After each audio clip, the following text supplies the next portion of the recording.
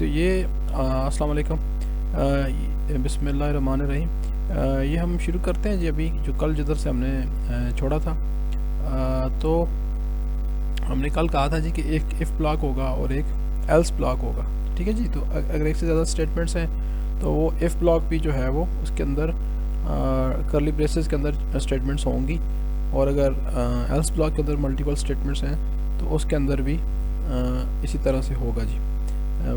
करली ब्रेसेस होंगी और उनके अंदर स्टेटमेंट्स होंगी। और ये इसी सिलसिले में एक एग्जांपल ये वाली ऊपर जो गुजरी है फ्लो चार्ट भी जिसका आया था वो आई थी जी। ठीक है।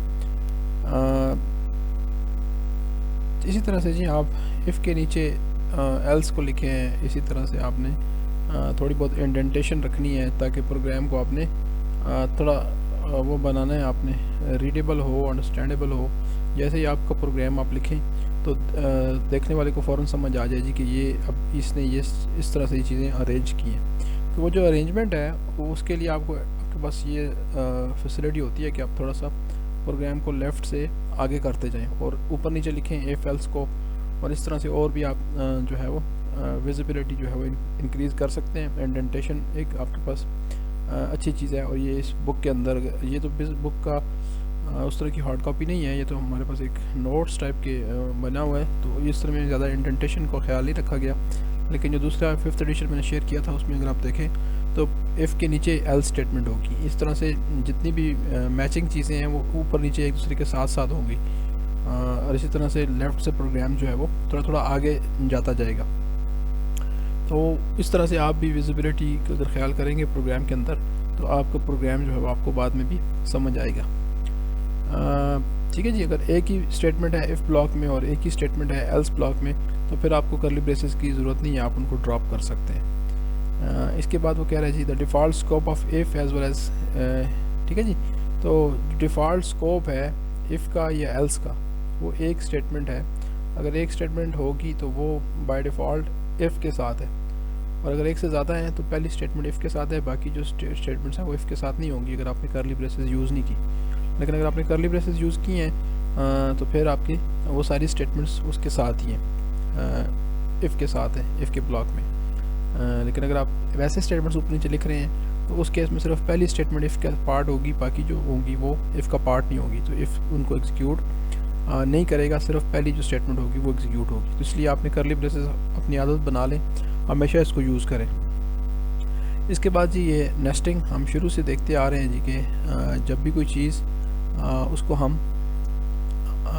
उसके अंदर दोबारा हम लिख रहे हैं उसी चीज़ को, तो उसको हम नेस्टिंग कह रहे हैं। ठीक है। जैसे बर्ड्स के नेस्ट होते हैं कि उसके अंदर अंदर इस तरह चीज़ें होती हैं। तो ऐसे ही इफ़ के अंदर अगर हम दोबारा इफ़ लिखेंगे तो ये नेस्टेड इफ़ होगा। ये आगे भी इस तरह के टॉपिक्स आएंगे जब हम डिफरेंट चीज़ें पढ़ेंगे और उनको दोबारा उन्हीं चीज़ों के अंदर अगर यूज़ करेंगे तो फिर वो नेस्टिंग होगी। ठीक है। तो यहाँ पे ये अब इफ़ की नेस्टिंग है और इसी की बात हो रही है कि इफ़ के अंदर अगर हम दोबारा इफ़ यूज़ कर लें तो वो नेस्टिंग होगी। ठीक है। तो यहाँ पे एक इफ़ स्टेटमेंट आपको नज़र आ रही है, if I is equal to 1। ठीक है। कंडीशन ट्रू है तो फिर तो ये मैसेज प्रिंट हो जाएगा जी, print F you would go to heaven. ठीक है। लेकिन अगर आपने इफ़ यूज़र ने जो है वो 1 नहीं दिया या 1 नहीं है आई के पास, तो उस केस में एल्स केस में हम आ जाएंगे। तो if I is equal to 2, अगर ये कंडीशन ट्रू हो जाएगी तो इसका मतलब ये है कि इफ़ ऑलरेडी चल रहा है उसके एल्स ब्लॉक में हम हैं और उसके एल्स ब्लॉक में दोबारा हमने इफ़ यूज़ कर दी है। तो अगर एक ही इफ़ के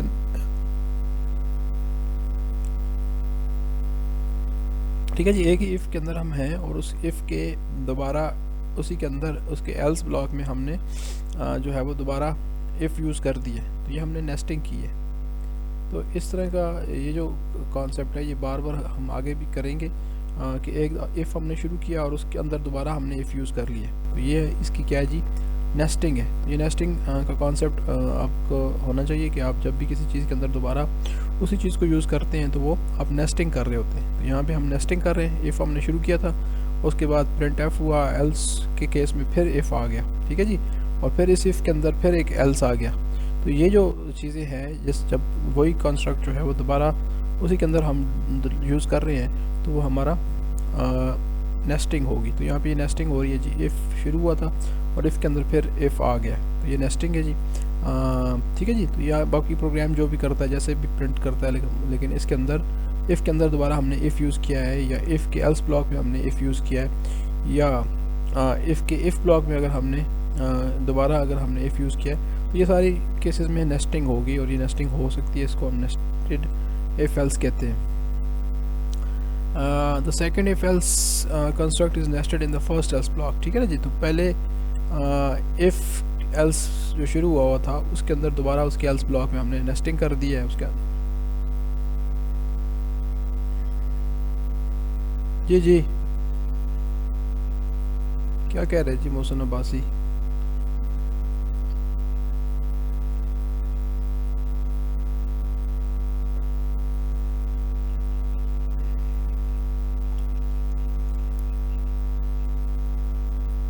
कंडीशन की कोई बात नहीं हो रही, ठीक है। एल्स के अंदर कंडीशंस तो होती नहीं है ना। एल्स का मतलब है कि वो हम कंडीशन से ऑपोजिट जा रहे हैं। इफ़ में कंडीशन ट्रू होती है, एल्स में तो कंडीशन नहीं होती, एल्स में तो डायरेक्टली एग्जीक्यूट हो जाता है ना, ठीक है। लेकिन हम एल्स के अंदर आके फिर उसके अंदर अगर इफ़ यूज़ करना चाहते हैं तो हम कर सकते हैं, लेकिन ये जो कॉन्सेप्ट है इसको हम if nesting of else if else कहेंगे जी।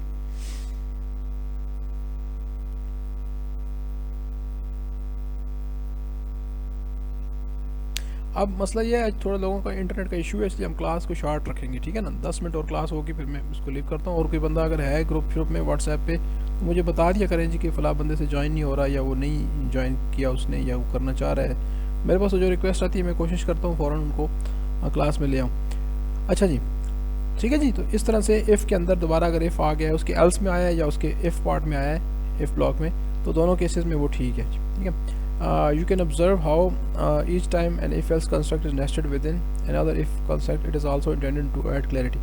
तो ये कह रहा है जी कि इसके अंदर भी हमने इंडेंटेशन यूज़ किया है, और उसके साथ हमने क्लैरिटी से हमें बताया है कि ये जो इफ़ है ये इसके साथ ये एल्स है, और उसके साथ जो अंदर जो इफ़ आएगा उसके नीचे फिर उसके नीचे एल्स हम लिखेंगे, ठीक है। तो ये वो आप अगर बुक में देखेंगे नेस्टिंग इफ़ एल्स का टॉपिक, तो आपको समझ आ जाएगी कि ये क्या कहना चाह रहा है यहाँ पे। तो उसने नेस्टिंग की हुई है जिधर भी, तो उधर उसने उस इफ़ के नीचे उसका जो करस्पॉन्डिंग एल्स है वो यूज़ किया हुआ है। तो इस तरह से अगर वो करता है तो ये वो आगे आगे थोड़ा करता है, उस प्रोग्राम को लेफ़्ट साइड से थोड़ा आगे आगे करके लिखता है, तो ये उसकी इंडेंटेशन है, ठीक है। तो इंडेंटेशन करता है। तो ये भी आपको भी कह रहा है जी कि आप भी अपने अंदर अपने ये हैबिट कर लें कि आप कोड को इंडेंट करते रहें, जो जो चीज़ें मैच करती हैं वो ऊपर नीचे लिखें, ताकि समझने वाले को आसान हो, अंडरस्टैंड इजी हो जाए, आप खुद उसको बाद में खोलें या कोई और खोले तो उसको आसानी से समझ आ जाए। In the above program an if else occurs within the else block of the first if statement. तो ये पहली इफ स्टेटमेंट के एल्स ब्लॉक में दोबारा इफ एल्स आया है, ठीक है। तो जब ये काम हुआ है तो उसको हम कह रहे हैं जी ये नेस्टिंग हुई है। एंड इफ एल्स में occur in the if block as well, ठीक है जी। इसी तरह से ये भी हो सकता है जी, एंड इफ एल्स में occur in the if block, ठीक है। तो इफ़ ब्लॉक में भी आ सकता है और एल्स ब्लॉक में भी आ सकता है, दोनों में जब आएगा तो हम इसको कहेंगे कि नेस्टिंग हो रही है जी, ठीक है जी। तो नेस्टिंग जो है वो किसी भी लेवल तक हो सकती है। अब ये नहीं उन्होंने कहा कि एक इफ़ के अंदर 2 और इफ़ आ सकते हैं, ऐसी कोई बात नहीं की उन्होंने, कोई लिमिट हमें नहीं लगाई, इसलिए आप डीपली जा सकते हैं। एक इफ़ के अंदर आप और 5 इफ़ लगा सकते हैं, 10 लगा सकते हैं, तो कोई लिमिट नहीं है, उसके बारे में उन्होंने कोई बात नहीं की। अच्छा जी, उसके बाद हम आगे आ जाते हैं जी वर्ड ऑफ क्वेश्चन। तो यहाँ पे जी मुजतबा ये जो लिखा हुआ है जी 3 + इफ़ 3 + 2 5, इसका आंसर क्या है? ये कंडीशन ट्रू है या कंडीशन फॉल्स है?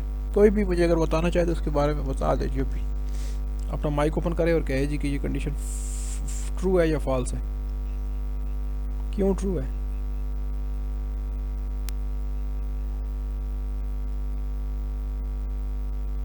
नहीं जी। और कोई बंदा है? कोई इधर और कोई बंदा? सुहेल, ये कंडीशन क्यों ट्रू है ये बात मुझे बता दें। है ट्रू, ये मैं आपको कहता हूँ, लेकिन ये क्यों ट्रू है?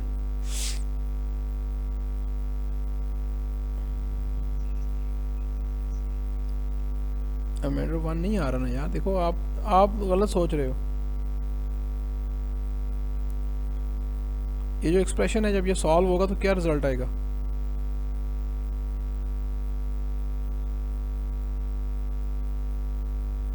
3 + 2% 5 का रिजल्ट क्या होगा?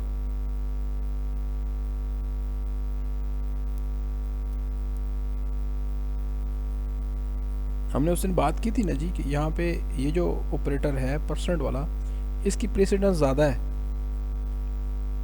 ये पहले सॉल्व होगा, ठीक है। नहीं यार 5 को छोड़ो, ये परसेंट के जो ऑपरेटर है इसकी प्रेसिडेंस ज़्यादा है, ये पहले सॉल्व होगा और ये प्लस बाद में सॉल्व होगा। लेफ्ट में प्लस है और ये इधर जो है ना परसेंट है ना, परसेंट की प्रेसिडेंस ज़्यादा है। हमने कहा था कि ये इनकी प्रेसिडेंस ज़्यादा है परसेंट, स्टेरिक और डिवाइड की। तो अब ये 2% 5 पहले सॉल्व हो जाएगा, 2% 5 सॉल्व होगा तो क्या रिजल्ट आएगा? ये हमने कल बात की थी, परसों की थी यार। ये इंटीजर ऑपरेटर है और ये इंटीजर में रिजल्ट देता है वापस, पॉइंट को तो छोड़ो ना। 2% 5 का रिजल्ट क्या होगा? 0। मैंने कहा था ना जब ये लेफ़्ट साइड पे परसेंट के अगर कोई स्मॉल डिजिट हो और राइट साइड पे बड़ा डिजिट हो तो 2 ही वापस आएगा ना यार, 2 ही रिज़ल्ट इसका आएगा। लेफ़्ट साइड वाला जो अगर छोटा है तो ये 2 ही रिज़ल्ट आए।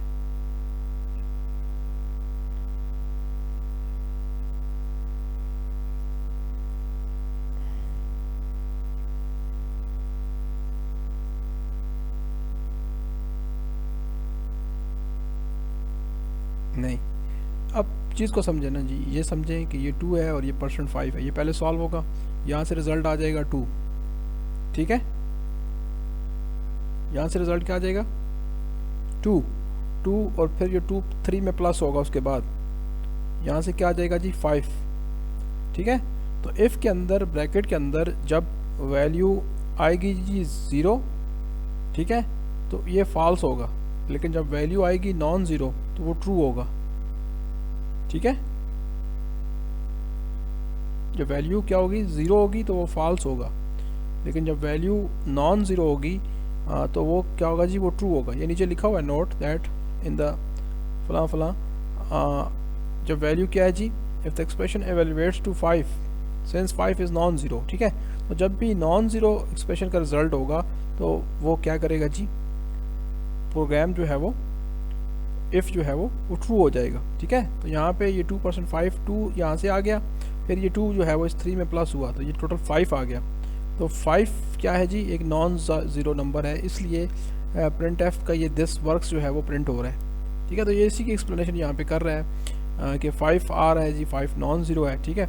इसी तरह से यहाँ पे ये दूसरी जो कंडीशन है, if A is equal to 10, तो जब इस तरह से भी आपने लिख दिया ना a इज़ इक्वल टू 10, तो ये 10 जो है यहाँ पे रह जाएगा, a को 10 असाइन होगा तो यहाँ पे 10 होगा, ठीक है। तो 10 is also a non zero number, ठीक है। तो इसलिए यहाँ पे प्रिंट एफ में इवन दिस वर्क्स जो है वो प्रिंट हो रहा है। तो आप ये याद रखें जी कि ये जो ब्रैकेट्स हैं इफ़ की, इसमें से या तो 0 रिज़ल्ट आएगा या नॉन ज़ीरो रिज़ल्ट आएगा। जब नॉन ज़ीरो रिज़ल्ट आएगा, जैसे ये 10 यहाँ पे आ रहा है, तो इसका मतलब है कि ये प्रिंट होगा, ठीक है।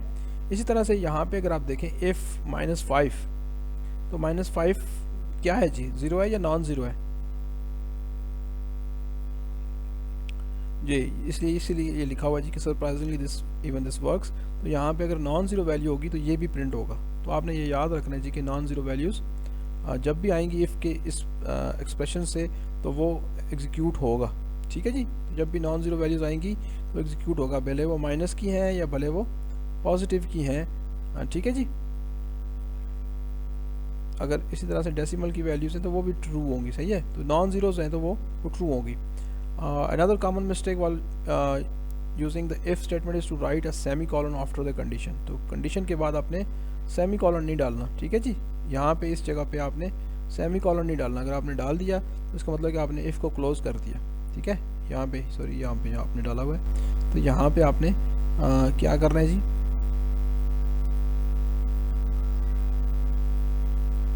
यहाँ पे जो आपने यूज़ किया हुआ है ना जी, ये सेमी कॉलन गलत है। इस तरह अगर आप यूज़ करेंगे तो फिर भी आपका इफ़ एग्जीक्यूट नहीं करेगा और कोई भी स्टेटमेंट एग्जीक्यूट नहीं करेगी अगर कंडीशन ट्रू है या फॉल्स है, ठीक है। तो इफ़ के साथ में ये सेमी कॉलन नहीं होता। अगर आपने डाल दिया है तो ये आपसे गलती हुई है, आपने इस गलती से बचना है, ठीक है जी। मैं आगे चलता हूँ। This makes a compiler to interpret the statement as if you have written it in the following manner, ठीक है ना जी। तो वो ऊपर वाली बात कर रहा है जी कि यहाँ पे आपने if I is equal to 5 लिख दिया और आगे सेमी कॉलन डाल दिया, तो वो ये समझेगा कि आप स्टेटमेंट के अंदर कुछ भी नहीं करना चाह रहे और सिंपल सेमी कॉलन डाल के आपने इफ़ को ख़त्म कर दिया है। और ये जो दूसरी स्टेटमेंट है यू एंटर 5, ये इसके साथ प्रिंट नहीं होगी, क्योंकि हमने ये रूल पढ़ा था कि इफ़ के साथ हमेशा एक स्टेटमेंट होती है अगर उसके साथ करली ब्रेसेस ना हो। तो करली ब्रेसेस अगर यहाँ पे होती तो फिर ये शायद एग्जीक्यूट कर जाता, लेकिन करली ब्रेसेस नहीं है, तो इसलिए पहली स्टेटमेंट इफ़ के साथ है, बाकी जितनी भी स्टेटमेंट्स हैं वो इफ़ के साथ नहीं है, इसलिए ये वाली जो स्टेटमेंट्स है ये एग्जीक्यूट नहीं होंगी जी। ठीक है, तो ये आपने याद रखना चाहिए कि हमेशा इफ़ के साथ एक स्टेटमेंट हुआ करती है। ठीक है जी, तो यहाँ पे यही बातें हो रही है जी कि आपने नॉन ज़ीरो का ख्याल करना है। कंडीशन अगर ट्रू है तो इसका मतलब है कि नॉन ज़ीरो है और उस केस में वो स्टेटमेंट एग्जीक्यूट होंगी। अदरवाइज़ अगर यहाँ से नॉन ज़ीरो आ रहा है तो फिर वो एग्जीक्यूट होंगी। अगर ये ज़ीरो आ गया, जैसे आपने लिख दिया अगर इफ़ 1 माइनस 1, अगर आपने इस तरह लिख दिया इफ़ 1 माइनस 1, तो उस केस में भी क्या होगा जी, यहाँ से ज़ीरो आ जाएगा। तो जब भी ज़ीरो आएगा तो कंडीशन फॉल्स है, उस केस में जो भी स्टेटमेंट्स हैं वो एग्जीक्यूट नहीं होंगी। ठीक है जी, तो यहाँ पे यही बात है।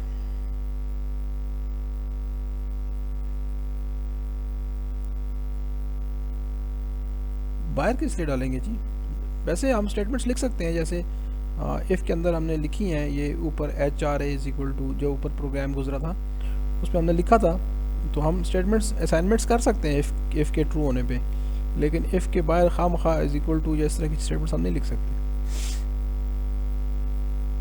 ठीक है जी, यहाँ पे ये कोई एग्जांपल है जी, यहाँ पे ये आपको बता रहा है जी।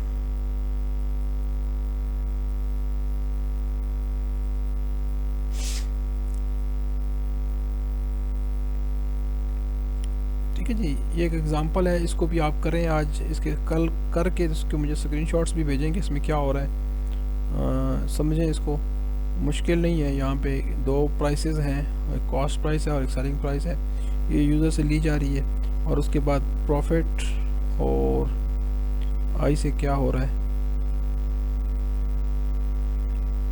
इनकर्ड लॉस, अच्छा लॉस है, आई इज़ इक्वल टू लॉस, तो लॉस भी हो सकता है और प्रॉफिट भी हो सकता है, ये दोनों चीज़ें हैं। अगर प्रॉफिट ज़्यादा है ज़ीरो से तो इसका मतलब है कि इतना प्रॉफिट उसने कैलकुलेट कर लिया। तो ये इस तरह का एक प्रोग्राम है, ये आपने कर लेना और मुझे इसके बारे में थोड़ा समझा देना जी। ठीक है, ठीक है जी, तो ये 25 रुपये की एक चीज़ आई है और 15 की सेल कर दी है, तो आपने इतना 10 रुपये लॉस कर दिया। तो ये इस तरह का प्रोग्राम है जो आपको बताता है, तो आप इस चीज़ को देखेंगे तो आपको समझ आ जाएगी कि इस प्रोग्राम में क्या हो रहा है जी। ठीक है, तो इसको भी लाजमी आपने करना है, इसके बारे में आप देखें, इसको करें। ठीक है जी, इस तरह के और भी प्रोग्राम्स हैं, ये एक और प्रोग्राम है जी, इसमें क्या हो रहा है जी, नंबर इवन है या ऑड है, ये चीज़ फाइंड की जा रही है, तो ये भी आप कर सकते हैं, इसको समझ के आप कर लें। एंटर एनी नंबर, उसने 45 दिया है, तो इसके बारे में वो कह रहा है जी कि ये ऑड है जी, तो ये बात ठीक है जी, प्रोग्राम आपका सही चल रहा है। इस तरह से एक और प्रॉब्लम है जी, जिधर वो लीप ईयर जो है वो कैलकुलेट कर रहा है, ये भी आप कर लें, ये तीनों प्रोग्राम्स आपने करने हैं। इसी तरह से जी output of the following programs, वो भी कैसे आ रही है आप देख लें, कर लें इसको, ये सारी आउटपुट्स आप समझें कि क्यों ऐसी आउटपुट्स आ रही हैं। ठीक है, तो ये स्टेटमेंट्स हैं। ठीक है जी, तो ये आज के लिए इतना काफ़ी है, कल हम बात करेंगे मोर कम्प्लेक्स डिसीजन मेकिंग, तो कैसे कैसे होती है, इफ़ एल्स की और कौन कौन सी टाइप्स हैं और उनके अंदर लॉजिकल ऑपरेटर्स कैसे काम करते हैं, तो ये बातें हम कल करेंगे। आज के लिए इतना काफ़ी है, मैं यहाँ पे अब इसको क्लोज़ करता हूँ। आपका कोई क्वेश्चन है तो पूछ लें, वरना फिर हम जो है वो इसको क्लोज़ कर रहे हैं जी।